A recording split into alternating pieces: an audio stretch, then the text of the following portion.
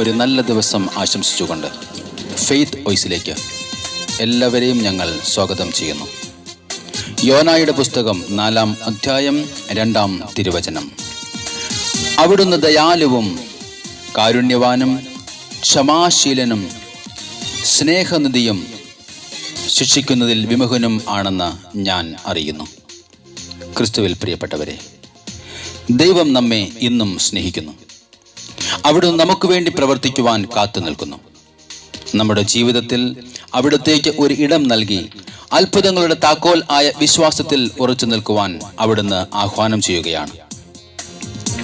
സങ്കീർത്തകൻ നമുക്ക് വിശ്വാസത്തിന്റെ ആഴങ്ങളിലേക്ക് ഉറപ്പ് നൽകിക്കൊണ്ട് പറയുന്നു, മരണത്തിന്റെ നിഴൽ വീണ താഴ്വരയിലൂടെയാണ് ഞാൻ നടക്കുന്നതെങ്കിലും അവിടുന്ന് കൂടെയുള്ളതിനാൽ ഞാൻ ഭയപ്പെടുകയില്ല. സ്നേഹമുള്ളവരെ, അവിടുന്ന് ദയാലുവും കാരുണ്യവാനും ശിക്ഷിക്കുന്നതിൽ വിമുഖനും ആണ്. തിരുവചനത്തിൽ അമിതായിയുടെ മകൻ യോനായോട് കർത്താവിന്റെ അരുളപ്പാടുണ്ടായി, നീ എഴുന്നേറ്റ് മഹാനഗരമായ നിനവയിൽ ചെന്ന് അവരുടെ ദുഷ്ടതയ്ക്ക് എതിരെ വിളിച്ചു പറയുക. 40 ദിവസം കഴിയുമ്പോൾ നിനവേ നശിപ്പിക്കപ്പെടും. എന്നാൽ നിനവയിലെ ജനങ്ങൾ ദൈവത്തിൽ വിശ്വസിക്കുകയും അവർ ഒരു ഉപവാസം പ്രഖ്യാപിക്കുകയും ചെയ്തു. അങ്ങനെ തങ്ങളുടെ ദുഷ്ടതയിൽ നിന്ന് അവർ പിന്തിരിഞ്ഞു എന്ന് കണ്ട ദൈവം അവരെ നശിപ്പിച്ചില്ല. സ്നേഹമുള്ളവരെ, ദൈവം ദയാലുവും കാരുണ്യവാനും ക്ഷമാശീലനും സ്നേഹനിധിയും ശിക്ഷിക്കുന്നതിൽ വിമുഖനുമാണ്. ജ്ഞാനത്തിന്റെ പുസ്തകം വെളിപ്പെടുത്തുന്നു, എല്ലാറ്റിനെയും അങ്ങ് സ്നേഹിക്കുന്നു, അങ്ങ് സൃഷ്ടിച്ച ഒന്നിനെയും അങ്ങ് ദ്വേഷിക്കുന്നില്ല. സ്നേഹമുള്ളവരെ, നമ്മുടെ അരികത്ത് വന്ന് ഇതാ നമ്മുടെ ദൈവം പറയുന്നു, ശാന്തമാകുക, ഞാൻ ദൈവമാണെന്നറിയുക. നമ്മുടെ പ്രത്യാശയുടെ ഉറവിടമായ ദൈവം നമ്മെ ഏവരെയും സ്നേഹിക്കുന്നു. നമ്മുടെ ഏതവസ്ഥയിലും ദൈവത്തിന് നമുക്ക് വേണ്ടി ഒരത്ഭുതം ചെയ്യുവാൻ സാധിക്കും.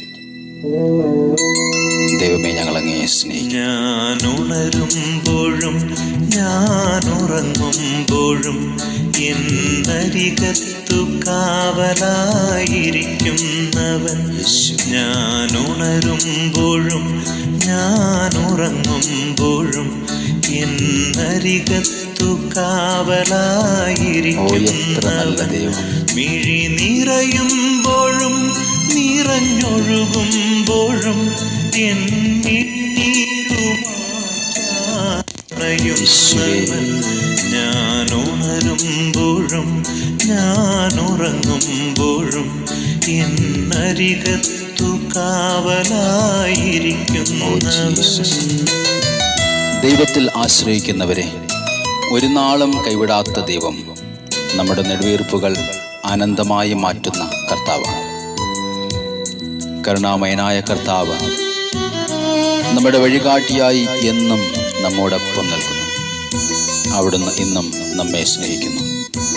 നമുക്കും അവിടുത്തോട് പറയാം, കർത്താവേ, ഞങ്ങളങ്ങേ സ്നേഹിക്കുന്നു, ഞങ്ങളങ്ങേ ആരാധിക്കുന്നു. ജീസസ്.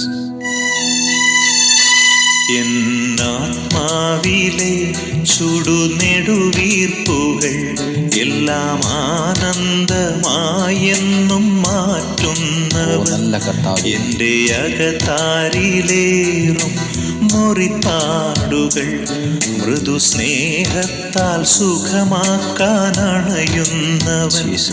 അവൻ കരുണാമയൻ, എൻ പരിപാലകൻ, എന്നെ അലിവോടെ കാക്കുമെൻ ഈശോ.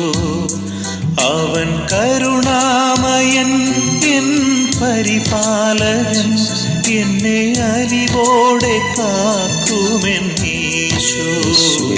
ഞാൻ ഉണരുമ്പോഴും ഞാൻ ഉറങ്ങുമ്പോഴും എന്നരികത്തു കാവലായിരിക്കുന്നവൻ. മിഴി നിറയുമ്പോഴും നിറഞ്ഞൊഴുകുമ്പോഴും എൻ മിഴിനീരുമായ്ക്കാനണയുന്നവൻ.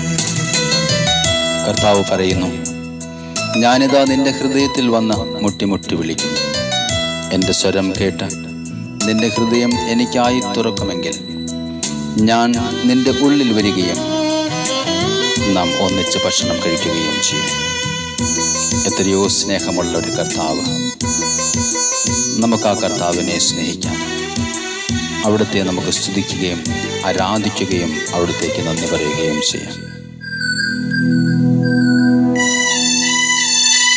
എൻ വഴിത്താരയിൽ വിങ്ങും പൊരിവേനലിൽ എന്നും സ്നേഹത്തിൻ തണലേകി അണയുന്നവൻ.